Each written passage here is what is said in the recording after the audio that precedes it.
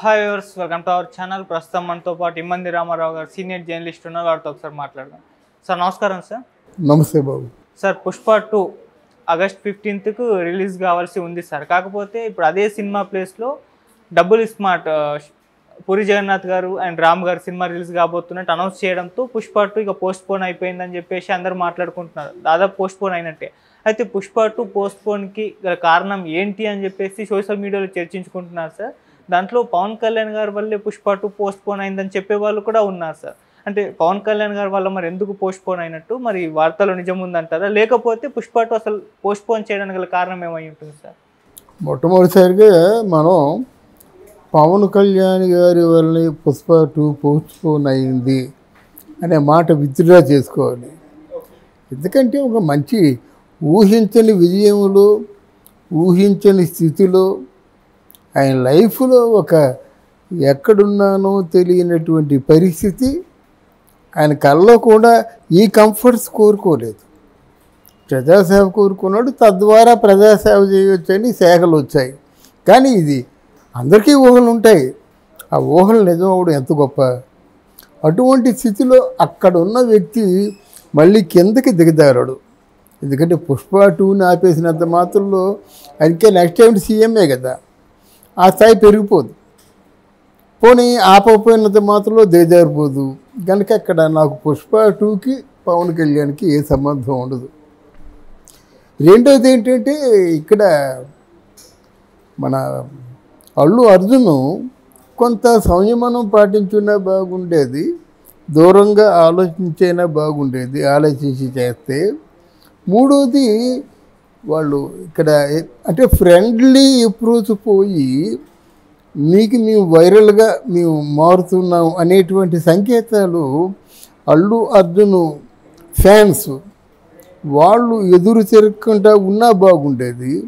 తర్వాత పవన్ కళ్యాణ్ ఫ్యాన్స్ ఎదురు తిరగలేదంటే తిరుగుతారు వాళ్ళు రెండు కత్తుల పదును, రెండు పక్కల పదునున్న కత్తులు లాంటి పవన్ కళ్యాణ్ ఫ్యాన్స్. ఎందుకో తెలుసా, ఇటు రాజకీయ నాయకుడిగా కత్తి పదునుగా ఉంది, ఇటు సినీ స్టార్గా, సో అంటే మెగా పవర్ స్టార్ ఏదో అంటారు కదా, పవర్ స్టార్గా, ఇటుపక్క అంటే సినిమా స్టార్గా పదునైన కత్తి, రాజకీయాల్లో పదునైన కత్తి, వాళ్ళకి రెండూ ఉన్నాయి.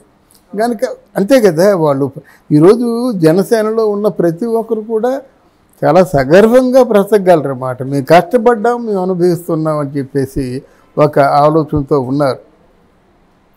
ఇక్కడ వాళ్ళ తాలూకు ఏంటంటే అంత ఎవరికైనా కష్టం అనిపిస్తుంది. పక్కకు వచ్చి రాకపోతే అది కేవలం రైవలరీ ఎప్పటి నుంచో మనసులో ఉంది. అంటే వాళ్ళకి వైఎస్ఆర్సీపీ అంటే అది అభిమానం, అలా చెప్పుకుంటే బాగుండేది. ఎస్, నాకు వైఎస్ఆర్సీపీ అభిమానం కనుక వాళ్ళకి నేను సపోర్ట్ చేసినట్టే బాగుండేది. ఏదో ఇద్దరు పక్క క్లబ్లో కాఫీ తాగుతుండగా మాట్లాడుకోండి, ఇవన్నీ కాకమ్మ కదా, అవసరం లేదు కదా. నాకు నిజంగా నచ్చింది వైఎస్ఆర్ పార్టీ. అంటే మన కుటుంబానికి దీనికి సంబంధం లేదు, అది నా వ్యక్తిగత ఇష్టం. అందువల్ల నేను సపోర్ట్ చేశాను నేను. అలాగని పవన్ కళ్యాణ్ గారు కూడా విజయవంతం కావాలని కోరుకున్నాను నేను అని నిజంలా చెప్పేస్తే బాగుండేది. కానీ నిలబడ్డాడు అక్కడ. అందువల్ల మీరు ఇవన్నీ వస్తాయి రేపొద్దున్న, ఇప్పుడు కాదు. ఆయన అనుకున్నట్టుగా ఒక 6 మాసాలు పోయిన తర్వాత పుష్ప పాచిపోతుంది.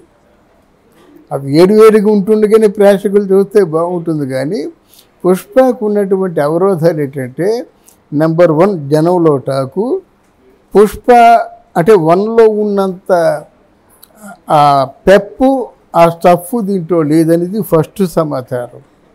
రెండో సమాచారం ఏంటంటే, పుష్పలో సెకండ్ 2 చూడడానికి ఏమీ లేదు. అది మామూలు కేవలం దానికి ఎక్స్టెన్షనే, ఎన్హాన్స్మెంటే ఉంది. కానీ క్యారెక్టర్లు పరిచయాలు, క్యారెక్టర్లు పోకడ, క్యారెక్టర్ల తాలూకు కథా కమామిషి అంతా పుష్ప 1లో వెళ్ళిపోయింది. రెండోది ఎంత సాగదీస్తారు ఉంది. ఇకపోయినట్టు మీకు పుష్ప 1లో మీకు పాటలు హెల్ప్ అయినట్టుగా పుష్ప 2లో పాటలు హెల్ప్ అవ్వలేదు. పుష్ప 1లో ప్రతి పాట హిట్ అయింది, దానికి ఎక్స్టెన్షనే కదా పుష్ప 2. ఇప్పుడు కూడా సాంగ్స్ రిలీజ్ అయినా బాగానే ఉన్నాయి, బాగా రెస్పాన్స్ వచ్చింది సార్ ప్రేక్షకుల నుండి. ఏది ఇప్పుడు రిలీజ్ అయిన సాంగ్ పుష్ప నుండి వెన్ కంపేర్ టు పుష్ప 1లో ప్రతి పాట హిట్ అయిందండి. ఇక్కడ నెంబర్ ఆఫ్ అంటే నెంబరు మిస్ అయింది, నెంబరు తక్కువ హిట్ అయింది. నెంబరు అంటే పుష్ప మీద క్రేజీ ఎంతైతే పెంచుకుంటున్నారో దానికి సరి సమానమైనటువంటి క్వాలిటీని ఇవ్వలేకపోతున్నారని ఫీలింగ్ ఉంది. దానికే వీళ్ళు అనుకున్నట్టుగా బిజినెస్ రాలేదు. ఆ బిజినెస్ అంటే సంబంధిత చిత్రానికి తగినంత బిజినెస్ రాకపోవడం కూడా కొంచెం ఆలోచించుకోదగ్గ పరిణామం. వాళ్ళు తీసిన డబ్బుకి రావాలి కదా, వడ్డీలు సరిపోవాలి కదా, ఆర్టిస్టులు ఈ డైరెక్టర్ వీళ్ళ రెమ్యునరేషన్లో ఒక 200 కోట్లు ఉంది కదా. అందువల్ల ఇన్ని కారణాల చేత పోస్ట్ పోన్ చేశారు. కానీ దానికి పవన్ కళ్యాణ్కి దానికి సంబంధం లేదు. తర్వాత ప్రజలండి, పవన్ కళ్యాణ్ తాలూకు జనసేన ప్రజలు, వీర మహిళలు కానీ జనసేన కానీ ప్రజలు ఒక మాట చెప్తాడు, ఎవరి విషయంలో కూడా మీరు తలదూర్చొద్దండి, జాగ్రత్తగా ఉండండి, సంయమనం పాటించండి అని చెప్తాడు. కానీ వినేది వాళ్ళు కదా. మరి అంతకుముందు వైఎస్ఆర్సీపీ కూడా వాళ్ళు చెప్పారు కదా, మరి వాళ్ళు బీపీ వచ్చింది కొట్టారు. మరి వీళ్ళకి ఎప్పుడు బీపీ వస్తుందో మనం చెప్పలేం కదా. బీపీ వచ్చి కూడా ఈయన సంబంధం లేదు కదా. అందువల్ల పుష్ప 2 ఎక్స్టెన్షన్ చేయడానికి చాలా కారణాలు ఉన్నాయి, బయటికి చెప్పని కారణాలు. అవి సర్దిద్దుకుంటే బాగుంటుంది. అది రాను పేటుముడి అయిపోతుంది, బిగిసిపోతుంది అన్నమాట. అది చిరంజీవి గారికి కూడా కొంచెం అసహనం కలిగించినటువంటి సందర్భం వచ్చేసింది. పోనీ ఇప్పుడు ఏమైందంటే కొన్నిదల కుటుంబమా, అల్లు కుటుంబమా, అల్లు రామలింగి లేకపోతే ఈ చిరంజీవి ఎక్కడుంటాడు, ఇటువంటి వాదన ఎప్పుడైతే వచ్చిందో వ్యక్తిగతంగా ఎవరు మాట్లాడకూడదు. మాట్లాడితే దాన్ని మించిన గబ్బు లేదు. వ్యక్తిగతంగా ఎవరూ మాట్లాడుకోకూడదు.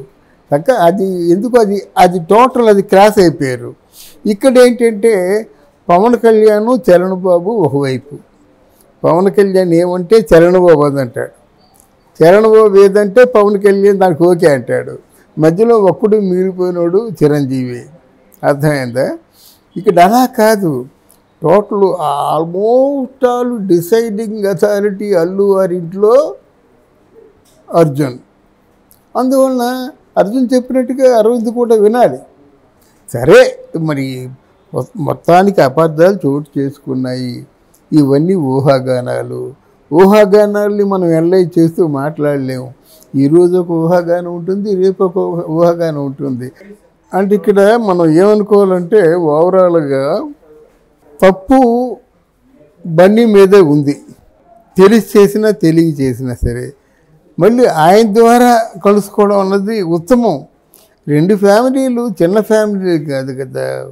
అది ఇండస్ట్రీకి ప్రెస్టీజియస్గా ఉన్నటువంటి కుటుంబం, మెగా కుటుంబం మిమ్మల్ని వెలివేయలేదు. మీరు మెగా కుటుంబాన్ని వెలివేసినట్టుగా బయటికి ప్రజలకు కనిపిస్తుంది. కనుక దాన్ని సరిదిద్దుకుంటే ఏమీ లేదు, సరిదిద్దుకోవడంలోనే విజ్ఞత కనిపిస్తుంది. అది